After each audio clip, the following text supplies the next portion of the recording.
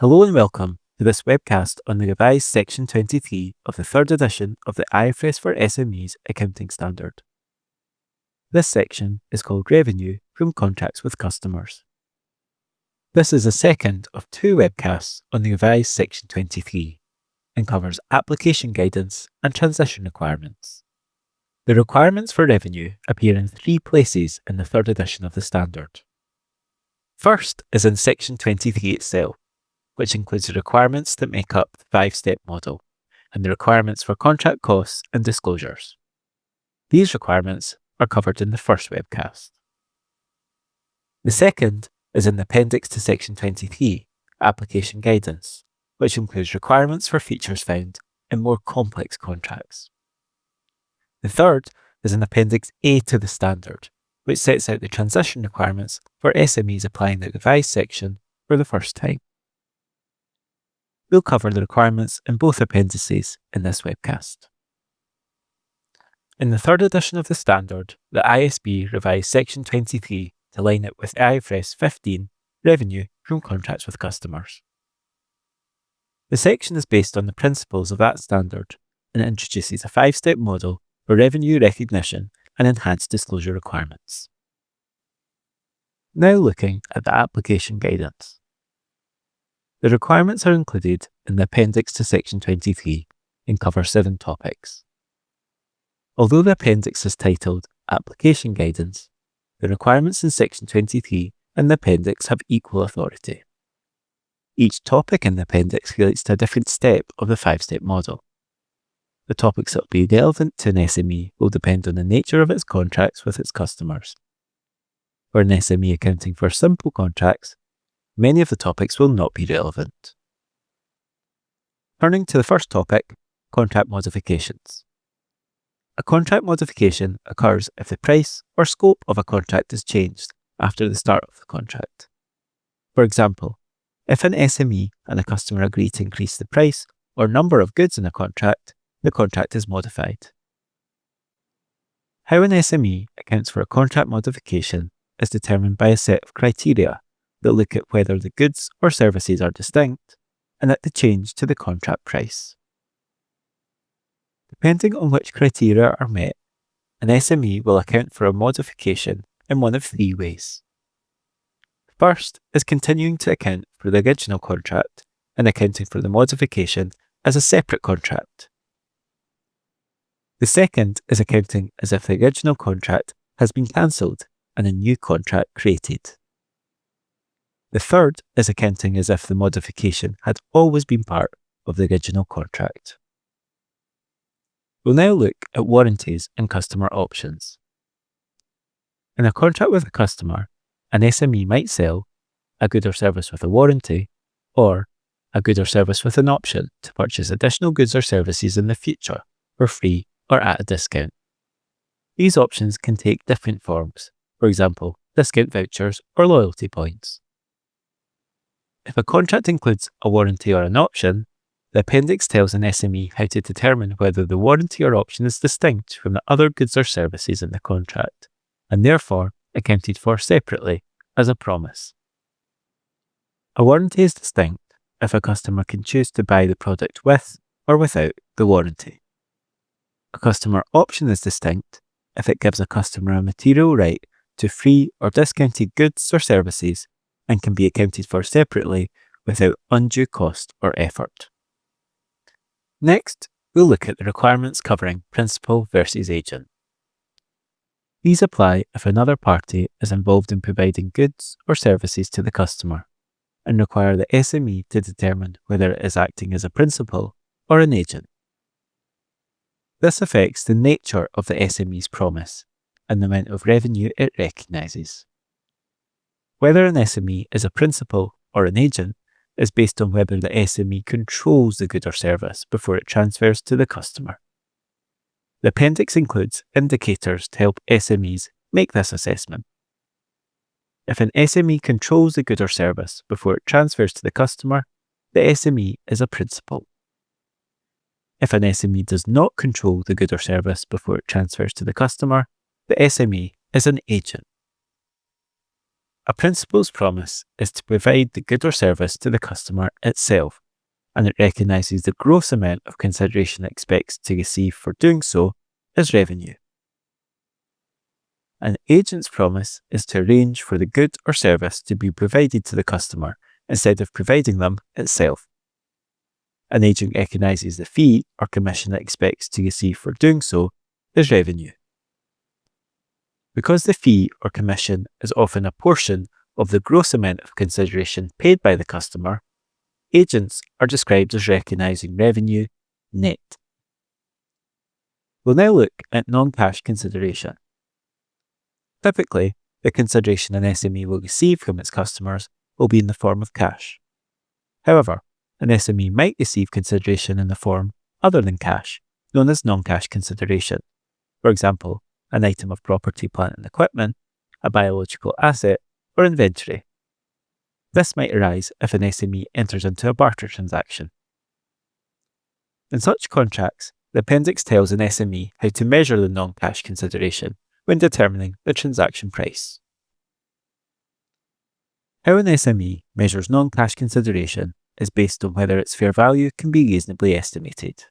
If it can, the SME uses this amount. If it cannot, the SME measures the non-cash consideration based on the standalone selling price of the goods or services sold. Moving on to look at sales with a right of return. Sometimes a product is sold with a right of return, which requires an SME to refund the customer if they later return the product. The requirements in the appendix specify how to account for this obligation. To do so, an SME splits products sold with a right of return between those it expects not to be returned and those it expects to be returned. For products it expects not to be returned, the SME recognises revenue when it transfers those products to the customer. For products that it expects to be returned, the SME recognises two amounts: a liability for the consideration it expects to refund, and an asset for those products it expects to be returned. Final topic covered in the application guidance is licensing. A license gives a customer rights to an SME's intellectual property, for example, a right to use the SME's name or logo.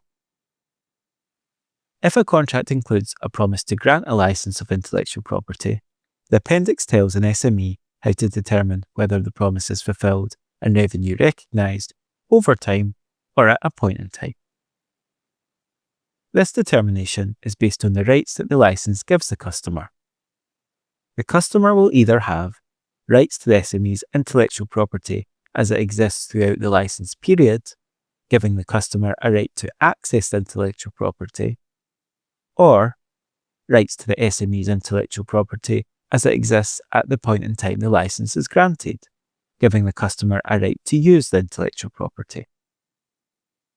If the customer has a right to access intellectual property, the SME fulfills a promise and recognises revenue over time.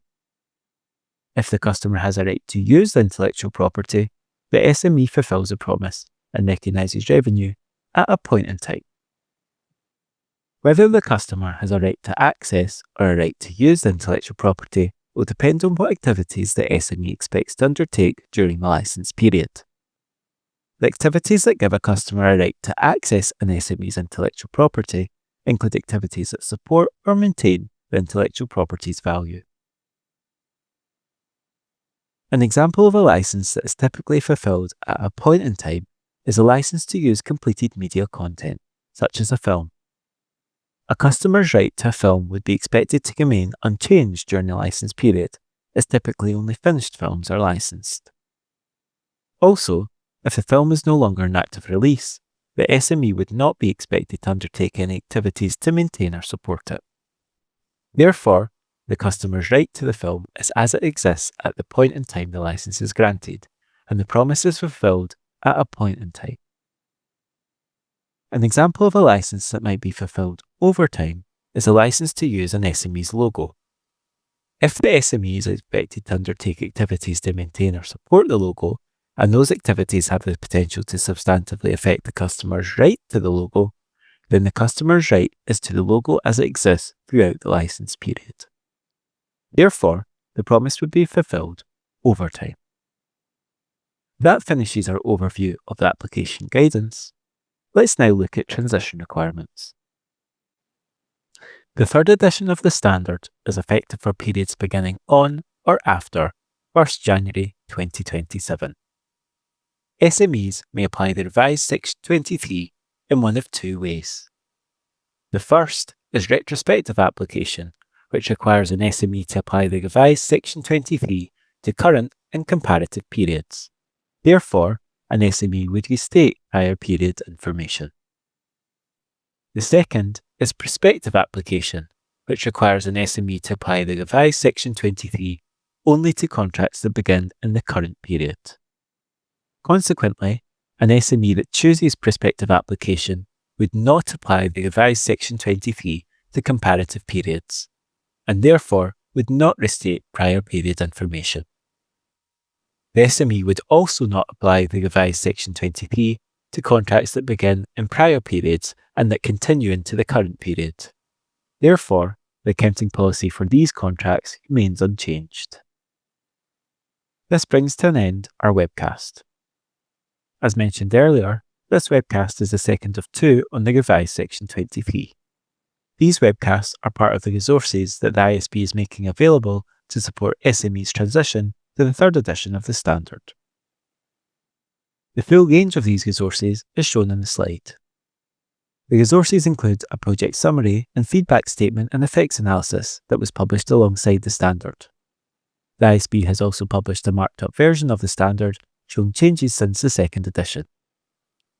The ISB technical staff are also updating the educational modules in the standard, prioritising the sections with significant changes. These modules provide support to anyone learning about or applying the standard. The updated version of the module covering revenue is now available. Also available are quarterly newsletters and a podcast series dedicated to the standard. The newsletters summarise news, events, and other information related to the standard, and the podcasts offer bite-sized insights to support implementation. Finally, you can submit implementation questions about the standard at any time. You'll find a link to submit questions on the supporting implementation page on the IFRS Foundation's website. And with that, we've reached the end of this webcast. Thank you very much for watching and listening.